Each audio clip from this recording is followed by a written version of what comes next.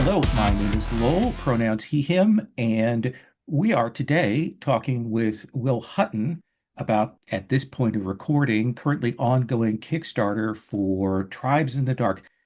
Will kind of tell us about yourself, give your pitch for yourself before we get to the pitch of the game here. Yeah, my name's Will. I go by Rivet Geek on pretty much every social media platform you can find one, with a few exceptions. And pronouns are he, him. And been long time role playing gamer and involved in Tribate since before it was actually published. At least not officially involved, but as far as interest goes.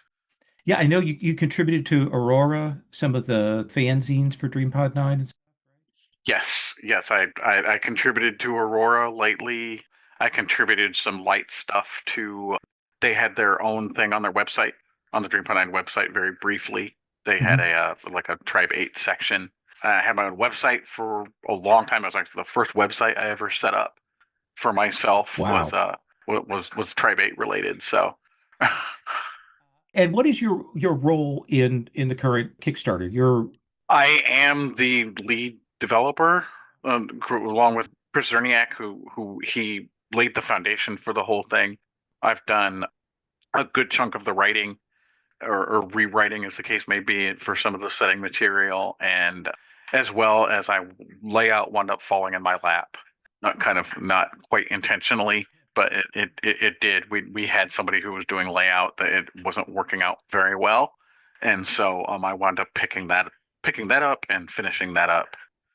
So, listeners, just to tell you, so this is kind of a bonus ode to our newly launched podcast series on Open Hearth, which is Roll for Mutation, post-apocalyptic TTRPG history.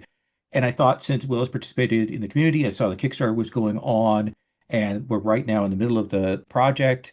I thought that it would be a chance to talk about this because Tribe 8 is really a lost gem in some ways of post-apocalyptic gaming history. So it comes out of DreamPod 9 in 1998. This is after they've done Mechton, or connected with that. They've done Yeah, it Heavy was Gear, connected to, yeah. connected to that. Heavy Gear. They're kind of tied in with Ionis publications, if I recall. There's some Hmm. writer overlap there. And it's really striking to me that this is a period of time when there aren't any really big tentpole post-apocalyptic RPGs out there. A lot of the big ones have kind of faded out. And so we do get a lot of done in one post-apocalyptic games, weird ones, high concept ones, or ones where they're bringing post-apocalyptic vibes over into another genre like Earth Dawn. But like I don't think people realize how much was published for Triumph 8. This Right. is this is Yeah. not a single game with maybe a GM screen to support. There were a lot of books published for it. It had a significant line. Can you tell us about like what you know of the context of Tribe 8? Like how did it come about and what the kind of the pitch was at the time, and then we'll talk later kind of about how that's shifted.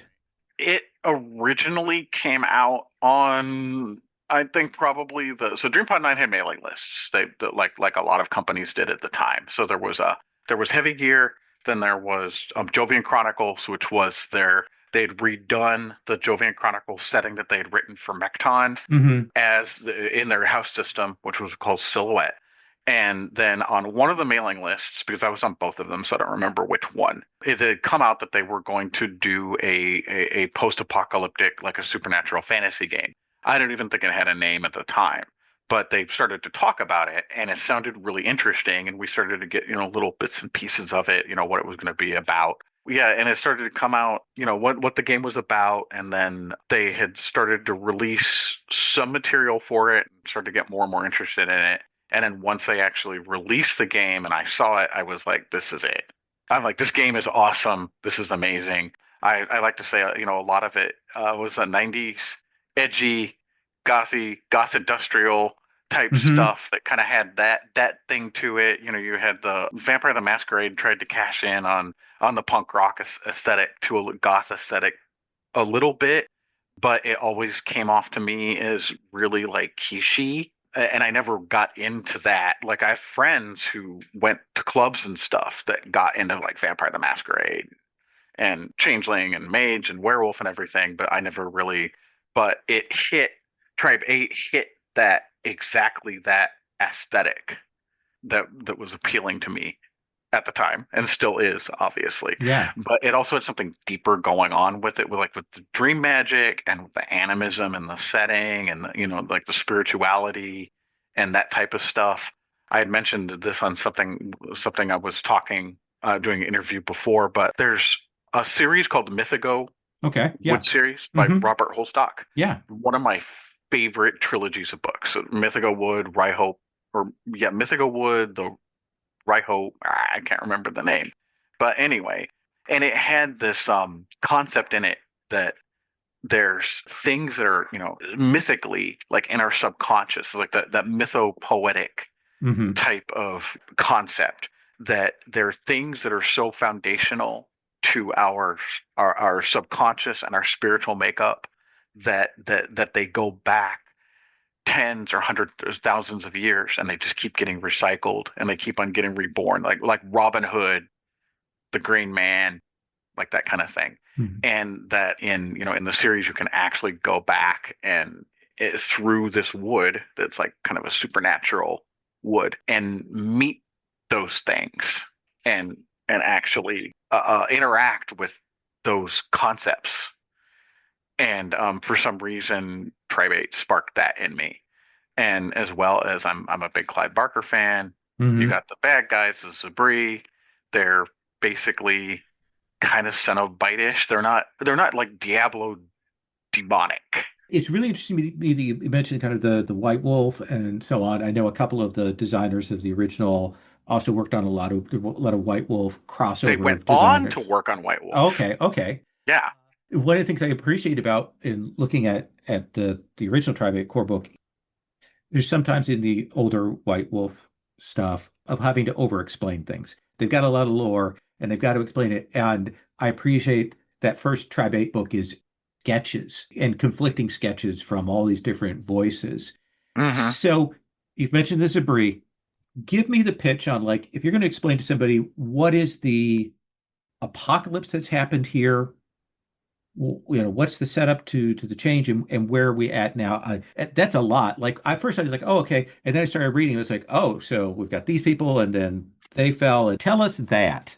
a comedy of errors is what it is. And it's funny because I just now, for the upcoming one shot that I'm going to run, just now condensed down like a 10-point bullet list. Like these are the 10 things you need to know. Hmm. Like just, and without getting into so much of the terminology and whatnot. But yeah, I mean, basically there was a supernatural apocalypse. These like spirits that weren't supposed to be here in the physical world wound up breaking through to it. They got corrupted in the process.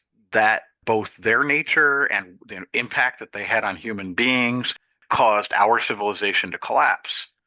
And because when they got corrupted, they had been deprived of sensation and emotion and everything else for millennia, for however long, we don't know, like Hmm. nobody knows. So they just kind of like just went crazy. They were finding all these things that they had been denied for so long and never experienced in the first place, and so caused our civilization to collapse. It causes a civil war between two different factions amongst these Zabri. They basically, a small number of them realize they're going to cause reality to fall in on itself. They're not supposed to be here, but they can't get their brethren to stop what they're doing. So they go and they close off the conduit between the spirit world and the physical world, and also cuts them off from the sensations that they're having by basically locking them in the physical bodies that they're in at the moment. So they do this. When that happens, the remaining Zabri, who already are, they call them the takers, so they're already the bad ones, quote unquote. They get worse. They round up all the people into camps. They start doing horrible things to them. That lasts for a couple centuries, maybe. Again, nobody really knows. Some time about 3 generations before the beginning of the actual beginning of the game, these semi-divine avatars called Fatimas wind up manifesting amongst these camps. The people in the camps get omens and visions, and they start building bodies out of scrap and stuff that they could find, and they summon them in some way into these bodies. These Fatimas reconnect them to the spirit realm. They basically give them like some powers that they can use, fight back against these Zabri. Fatimas lead them to liberation, break the Zabri, push them back. People are free, but then they form tribes around each of the Fatimas, and that's where it stands at the beginning of the game, because it's actually really fascinating if you think about it in a way. They've only been free from these Zabri for the people who were born in these camps are the oldest people living now. They're still alive. But we're not playing them, right? We're actually playing outsiders to that, right? Yeah. Yes. Yeah. They're outcasts. They're called fallen because, as can be expected, when you have a semi-divine scrapyard goddess who is the head of your tribe, it's not exactly open for questioning for why things are the way they are, why you're being told to do this. And so, yeah, the outcasts are called fallen. They're people who either they could be dissenters, they could be heretics, they could really be criminals, like actual criminals, and they get cast out. And when they get cast out, basically what happens is this spiritual connection between the Fatima and their tribe, their tribe members, I mean, that's allowing them to be what's considered to be fully human. Mm-hmm. They sever it, and then of course their clan and their family and everybody else kicks them out. And according to the tribal dogma, the fallen are soulless, they're spiritless, they're dreamless. Hmm. They won't, when they die, their souls won't be ferried over to the spirit realm to be part of the cycle of reincarnation. So it's actually a fate worse than death for them to be banished. It's interesting he said the mythopoetic and reference Mythago and so on. We have a number of these tribes. Of course, we have Baba Yaga, Mm-hmm. Joshua, Magdalene, that calling them the Fatima. There's a lot of different strains of Western and Judeo-Christian, not direct, but there's at least No, I can see it's where we've indirect. got this soup of references and ideas here that sort of it weirdly reminds me of Persona and Shin Megami Yes, Tensei yeah, yeah. in that kind of remaking of the unconscious there. So Tribe 8, DreamPod 9 does that first edition. Then they kind of pivot to another game. They do a second edition where they kind of take the meta plot that had been evolved over Mm-hmm. that first edition, kind of put it all out there. So that's in, I think, 2004. So tell me how this project started and how it has evolved. Because I know it wasn't originally in Forge, was it? Or has it Nope. always? Okay. Nope, it was not originally enforced in the dark. And I think how this really started, if I remember correctly, it was Chris Gunning who he wrote Hammer and Stake. He had contacted me because he wrote for the original line, and he had known that I was, like really, I was a big fan, and I was super interested. And I think at the time I had already done on my own two or three different like hacks from other games, Hmm.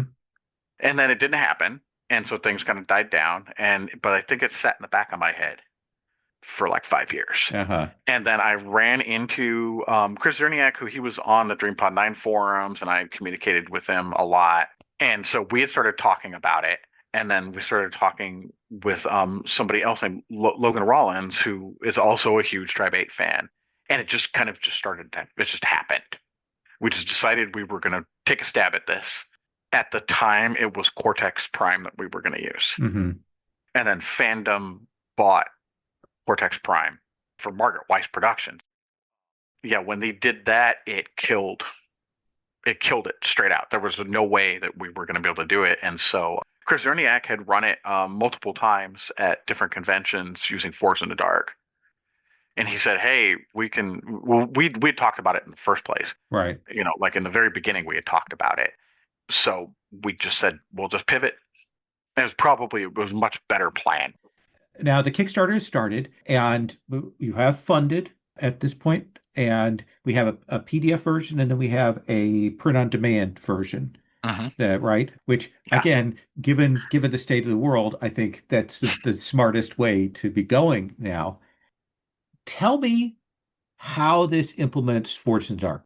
What is it taking it forward from Forged? How is it taking those concepts? How is it reworking them?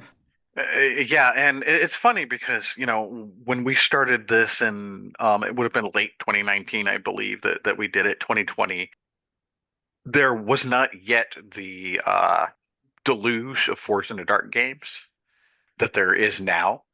So we had Band of Blades, and we had there was Brinkwood. I don't think it was out yet, but I had played in it. I had played in one of Eric Berhart's playtest games. But Hmm. anyway, the so we started out pretty close to Blades in the Dark. Right.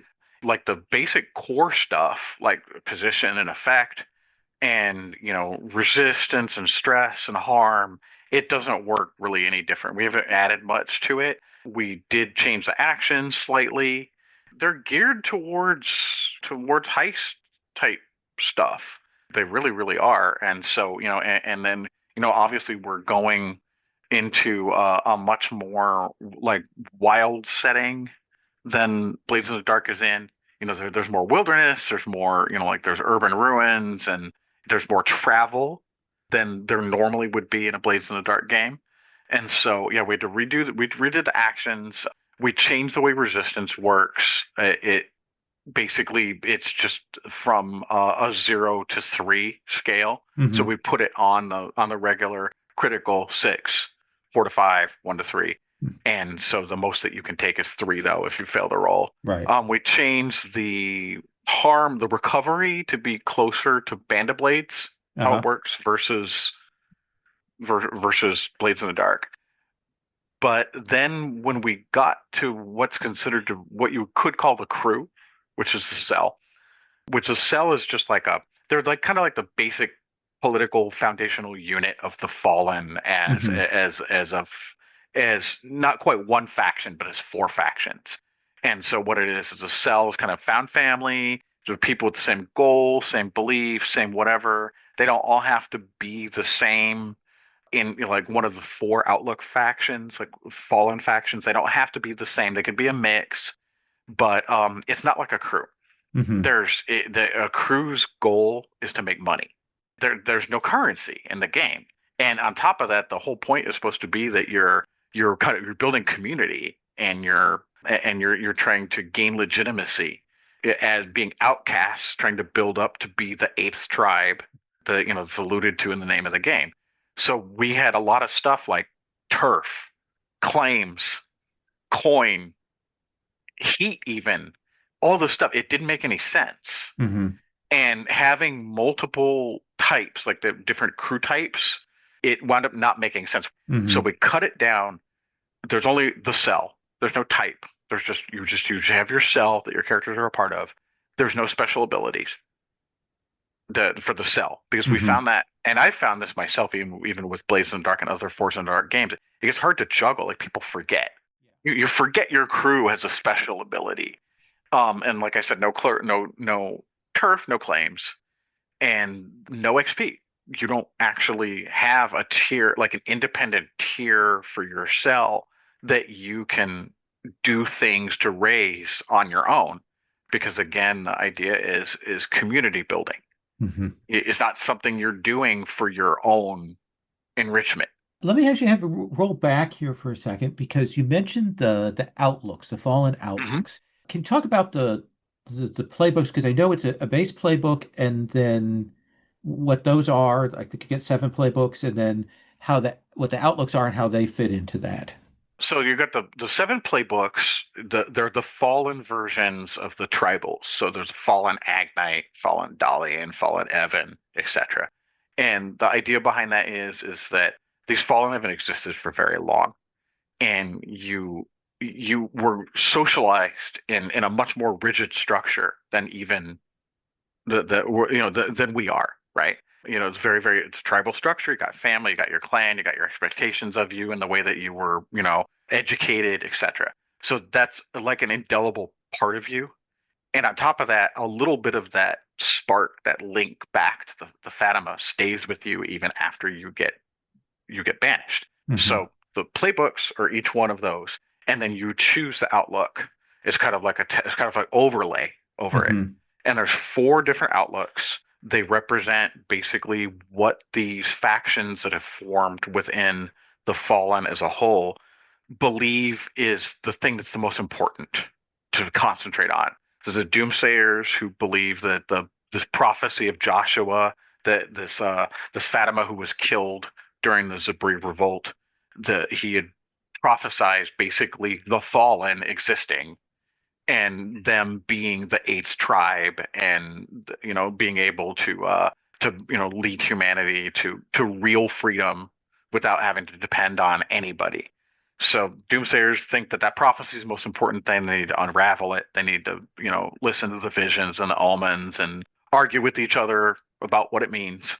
And then you have the jackers, which are the ones who think that the Zabri are the problem. They never got destroyed completely. They need to they need to destroy them as well as pretty much take out vengeance on anybody who wronged them. You got the Herites, which are the ones who believe that the Fatimas are the ones to blame. They're the ones who need to be destroyed. But in another way, they also, or more at a higher level, they believe in freedom from anything, Hmm. like freedom from everyone. Nobody should tell anybody what to do, and everybody should have the capability of being able to fend for themselves, to think for themselves, to act, in whatever way that they want to freely.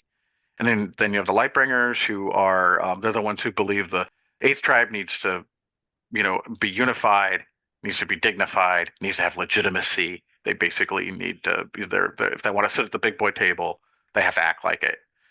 And so each one of those gives traits very similar to Band of Blades that you pick Hmm. for how it influences your character. Okay. And but yeah, and so between the two of those, the playbook gives you your suggested default starting actions. Your traits can give you bonuses to various things. Your special ability is, you choose a special ability, just like most Force and Dark games, which are themed to the playbook, to the tribe. Hmm. And then I think we actually have more XP triggers than most Force and Dark games I've ever seen. Outlook gives you an XP trigger. Your playbook gives you an XP trigger, and that's basically it. That's how they're set up. And running around the world, we have our cell, the seven tribes under the Fatimas that survived are kind of the other factions. Are there other besides them and the cell? What are there other factions that you're going to be interacting with or dealing with? Technically, yeah, well, there's two. There's the keepers, which are they're the ones who were survivalists, preppers, government, religious types who had, religious organizations that had prepared for the end, etc. That they were able to go underground or otherwise escape the Zabri. The keepers themselves, being the descendants of the types of people that they were, didn't react well to the fact that there were these junkyard avatars telling people what to do. Some of them, said that, oh, well, they're just puppets. So the tribes wound up kicking the keepers Hmm. out of their half of the island. They sent them to the other side of the island. Is what happened. And then there's the Outlanders, which is basically everybody else. Okay. That's the whole, and we didn't touch on it, but the island Vimery, where the setting is the island of Montreal. Okay. It's actually Vimery is the real name of the island. Oh, okay. I wondered where that came from. Yeah, yeah. So it became Vimery, and everything else across the St. Lawrence River, across the northeast, basically, is the Outlands. Okay. And those are people who lucked out by not getting captured by the Zabri, but at the same time, they've suffered from the fact that civilization has collapsed. And so, starvation and disease and violence. So they lead a very, very much simpler lifestyle than the tribals do. And one thing really quick, they were called squats originally in the original Tribe 8. Hmm. We changed it. Yeah, visually, this is a post-apocalyptic game, but it definitely has more of a fantastic vibe to it. Like, what's the tech or the visuals that we're seeing here? It's kind of hard to place it because I mean I've said like vibe wise, it's like Clive Barker and Guillermo del Toro got together Okay. and had a baby. It's very low tech, in terms of, like I said, there's no currency. The tribes haven't gone and reinvented the steam engine. There's a lot of recycled and repurposed materials in Hmm. how they craft things and how they make things, which makes sense because if anything ever happens to us, there's going to be a wealth of materials around. It's like they don't have to mine; they can just go rip rebar or whatever out from the ruins. And so it's very very low tech in that way. And then on the tribal aspect of it, I mean, they have writing, they can read, write, they have their own language, they obviously know history. The like for example, the Jonites, who were the warriors, they're also the smiths that are the crafters. They're able to forge steel weapons. They're able to forge armor, like that type of thing. So it's kind of like that kind of like a discrepancy between that very very tribal, almost kind of like, I don't want to say Neolithic, but maybe like, Yeah. early Bronze Age kind of feel to it. Scavenged punk low fantasy kind of thing. That Okay. yes, yeah, Okay. that's exactly it. Yeah, it's like a scavenged punk low fantasy Yeah. is one way to do it, one way to put it, and along with that punk aesthetic is the fact that like style wise, as far as the tribals go, there's a lot of piercings, there's a lot of tattoos, scarring, scarification, Hmm. branding, that type of thing, which actually has a in-setting reason for it to exist. And that's when the people were in these camps, they lost everything, all culture, all society, all history, language, change, like everything. And because of the nature of the Zabri and how they're able to do stuff with people's bodies and minds and spirits and whatnot, tattoos and the piercings and whatnot were how the people were able to communicate identity and Mm. communicate history to each other. And Interesting. the tribes kept that up. I know we've got kind of a magic system in the sense that we have dream magic and some rituals and things like that. Is that something that is generally available to all the players, or is that a playbook specific thing? Like where's that? Is it like alchemy in Blades? Right. Yeah, no, it's available. Every playbook has the access to that special ability. And Okay. that's not even getting to the fact that every playbook technically has access to every special ability. Right. It's they're there for convenience sake. Dream Magic is available to anybody who takes it, but even characters that don't have it, it's called synthesis, and Hmm. it is basically it's the capability of channeling the River of Dream, which is it's the interface between the pure realm of spirit and the real world. And it's an animistic setting. Everything has a spirit, from grass to mountains to people. Everything spirit manifests in the River of Dream. Hmm. It's kind of like, I guess interface really is the best word, because Okay. the realm of spirit is unbridled, chaotic possibility. Anything's possible, but in the real world, not ever anything's possible. So with the interface between the two, it allows for people who know how to do it to channel that energy from the River Dream through themselves and basically manifest some type of effect, Hmm. basically what they want to see in the world into the real world. It's not really it's not really described as like a combat magic type of thing. Hmm. It's slow. It's you have to put yourself into a trance.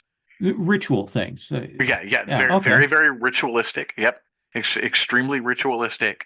But beyond the synthesis, every one of the player characters has access to what are called eminence, which are their domains or dominions, like kind of like universal concepts like fate, death, Hmm. honor, bravery, truth, that type of thing.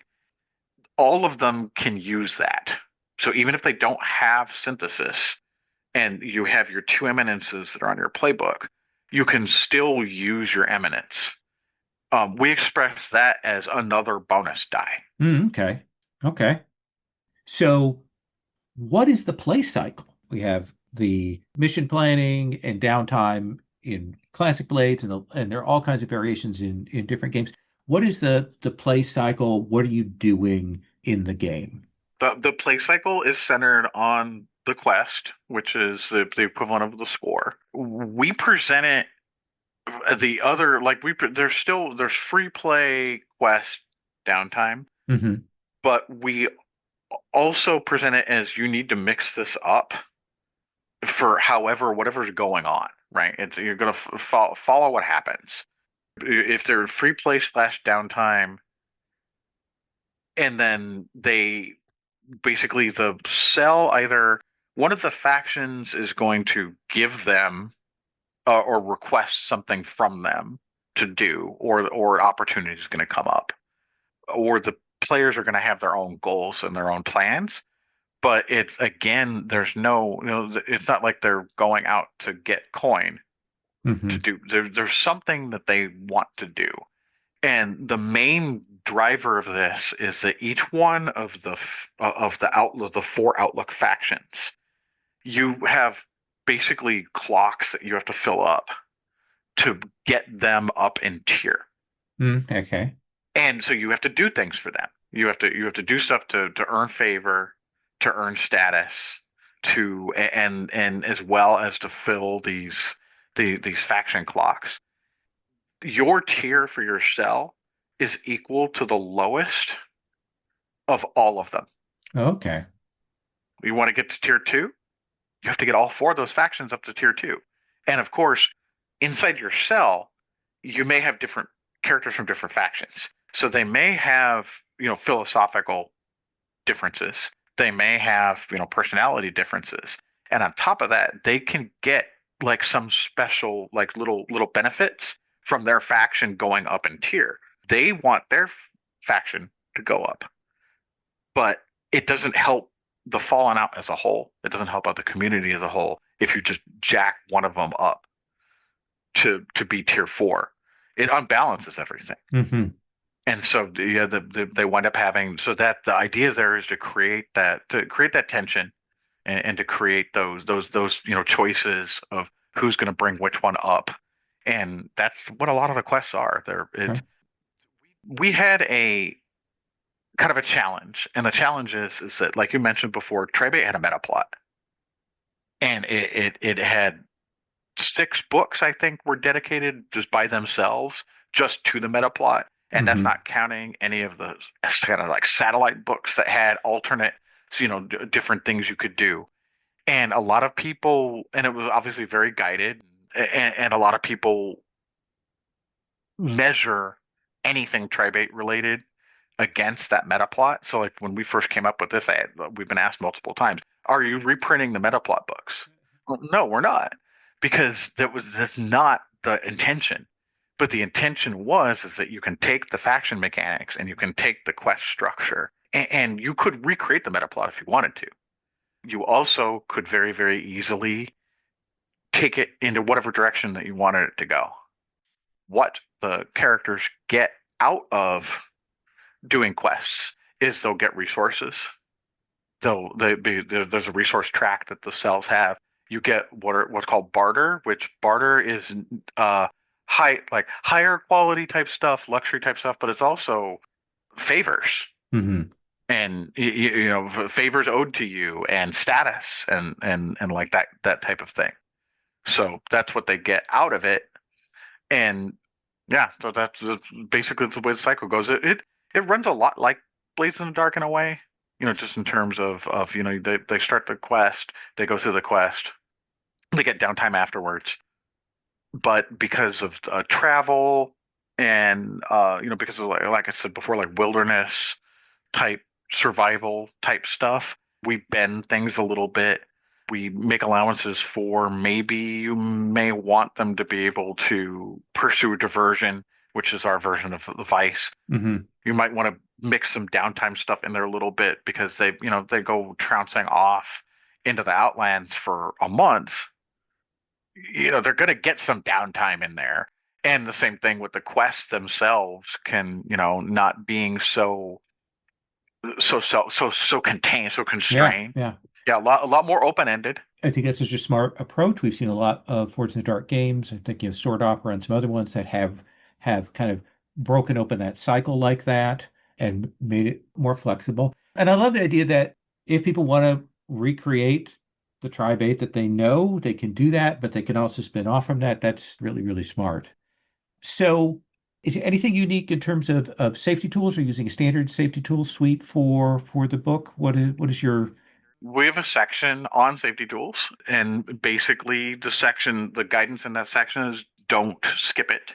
Mhm. Do it. There's if you're playing it, if you're playing Tribe 8 on like in hard mode basically, right? I mean, you're talking about body horror, you're talking about scarcity and enslavement, all of those types of things that still can occur now. Okay. And maybe not the body horror so much, but still, they're things that people can have had exposure to. But you've got kind of laid out like what the content might be as kind of what the content was. Yes, yes. That's So smart. we Yeah. have the warning, we have the content warnings of what this is in there, as well as the recommendations of safety tools people can look at. We don't prescribe Hmm. anything. We just basically point people to. We say, hey, here's here's a safety toolkit. Here's Monty Python, Monty Cook's Their guide. Yeah, yeah, safety yeah. and consent. Yeah, and I actually just added in Jade Dragon's safety palette. So I know you've been running some one shots using a Google Sheet for that. Hmm. Is that something that's going to be available to people soon? Yes. Okay. Yeah, that's why I'm planning on having that completely done with everything that it needs in it by the time the Kickstarter campaign actually funds, because people who back at the very least at the PDF level are going to get the preview Yeah. of the PDF. It won't be art complete, but they'll get the preview of that. So I want that to be available for sure. The playbooks are in Roll20 under Tribes in the Dark, but they're Hmm. also not been updated with the newest, so because our mechanics have changed pretty significantly, even from the Roll20 version to now. Now I would ask you a question. So the term tribe is very loaded. So Hmm. I do want to ask you about that and what you're doing in terms of cultural and sensitivity reading. I mean, set in a version of Canada, there's a lot of issues with indigenous. We're using the term tribe, though I almost get the more the vibe of tribes of Israel. So what are your goals in terms of managing that? Yeah, and one of the hopes is that the crowdfunding, that we'll be able to get some extra funding out of that to be able to put towards a more deliberate culture and sensitivity reading. Are there stretch goals? Like the Kickstarter is funded. Where are you at now? Where do you hope to be? Are you pleased with the progress? Let's do that as we encourage people to go and back the project. But what do you want to say about that? Yeah. We were very, very conservative with the stretch goals, just like we were very conservative with the rewards. Hmm. And so the bulk of the stretch goals up to about the 13,000 Canadian mark, which we've just gotten over 11,000, was funding additional artwork. So we use a lot of the original art that was in the game, which the artwork's amazing. Hmm. It Oh just yeah. kind of, it would be ridiculous to not just be like, well, this is old, we're not going to use it. No, we use a lot of it, but there's still a lot of stuff because the original book was about 210 pages. Ours is 330. Oh wow. And on top of that, there's just things that for one reason or the other that just didn't get portrayed in the original art. There was a lot of times I'd go looking up to find art for a specific page or section and just not find anything. So we have that down, which pieces that we need, exactly what at least what the subject matter is. And we had already engaged with Wanochoa to do the Amazing remainder of the choice. art. Amazing choice. This was, yeah, there was the one thing I stood firm on. Absolutely. I was like, if there's anything that we do for a stretch goal, anything that comes out of this, it's get him. He did the cover. Okay. It's a new cover, but we get him to finish out the art, and he's really really jazzed about it. Like he saw the original art and everything. He said, I want to do. He was like, Will, I want to do this. So we got it. We nailed it. That means that the 50 some odd pieces that we need are all going to be from him.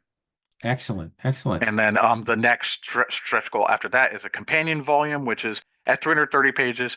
We're pushing the limits. We're Hmm. pushing the limits on POD. We're pushing the limits on pricing, like just affordability, just in general. And the companion volume is going to have a lot of stuff that didn't fit into the main core book, like roll tables, a bunch of various quests and things. Interesting.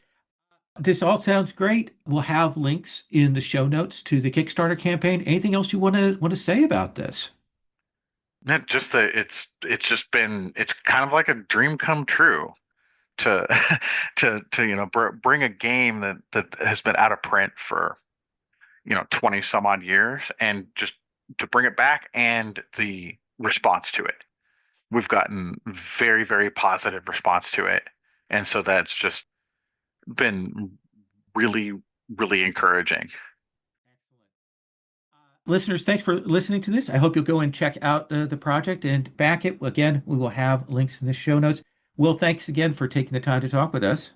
Yep. Yeah, thank you.